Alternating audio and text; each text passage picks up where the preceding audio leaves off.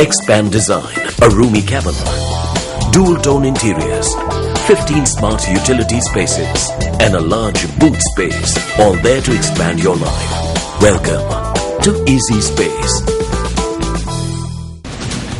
நாட்டில் தொடர்ச்சியாக நிலவும் வறட்சி காரணமாக பல பாகங்கள் பாதிக்கப்பட்டுள்ளன.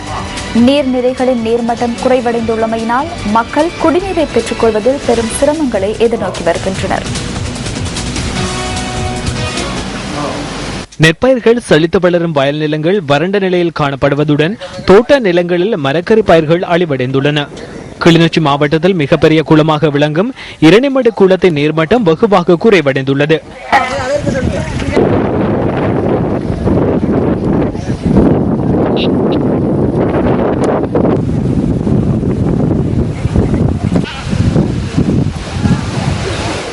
தற்போது கிளிநொச்சி நகரில் குடிநீருக்கான தட்டுப்பாடு நிலவி வருவதோடு பவுசர்கள் மூலம் குடிநீர் விநியோகிக்கப்பட்டு வருகின்றது.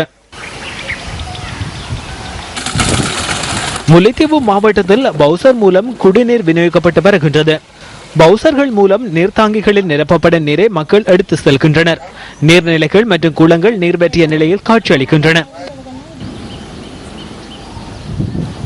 ஒரு சொட்டு தண்ணி நிற்கிது, அதுக்கும் பார்த்தா சரி ஒரு கிலோ 2 கிலோ மீன் பிடிச்சி தான் இப்போ ஜீவியம் நடக்குது. இதுக்கும் பார்த்தா சரி கதை சரி பட்டினியாக தான் கிடக்க வேண்டி வெறும் போல நடக்குது. கிணத்துலேயும் தண்ணி இல்லை, கூலி விலையும் ஒன்றும் இல்லை, மழையும் இல்லை. ஒரு 10 நாளையால் மாடம் செத்து போடும் போல நடக்கு. அவ்வளோ வறட்சி வந்துட்டு குளங்கள் வலிக்கவும் தண்ணி இல்லை, மழை பெய்தா தான் தண்ணி. அப்படி இருந்து வெங்கட இடங்களில் வந்து தண்ணி உணவு தாரத்துக்கு கூட ஒரு இது இல்லை, குணம் தாரத்துக்கு உதவி இல்லை எங்களுக்கு. வவுனியா மாவட்டத்தில் நீர்நிலைகள் பலவற்றில் நீர் வற்றிய நிலையில் உள்ளன. நீர் பம்பிகளில் இருந்து மக்கள் நீரை பெற்றுக் கொள்கின்றனர். குளங்களில் நீர் வற்றிய நிலையில் கொக்குகள் மீன்பிடிக்கும் காட்சிகள் எமது கேமராவில் பதிவாகியுள்ளது.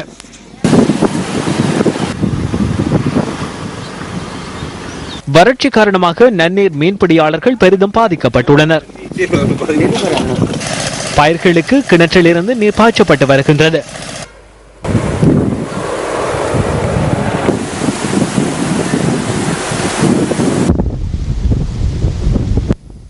புத்தளம் மாவட்டத்தில் தப்போவ நீர்த்தேக்கம் உட்பட்ட பல நீர்த்தேக்கங்களின் நீர்மட்டம் குறைவடைந்துள்ளது.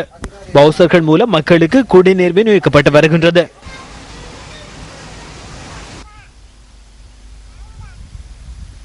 தென்னை மரங்களில் தேங்காய்களின் உற்பத்தி வெகுவாக குறைவடைந்துள்ளது.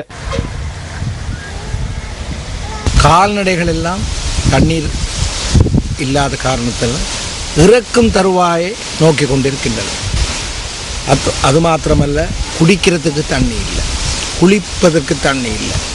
எங்களுடைய பைப் லைன்களில் கூட ஒழுங்கான தண்ணீர் வருவதில்லை. இந்த கோடையின் காரணமாக நாங்கள் குளிக்க செல்வதற்கு 7-8 மைல் தேவாலாந்திக்கு இங்கே இருந்து நாங்கள் போக வேண்டிய ஒரு துர்ப்பாக்கி நிலையில் வாழ்ந்து கொண்டிருக்கிறோம்.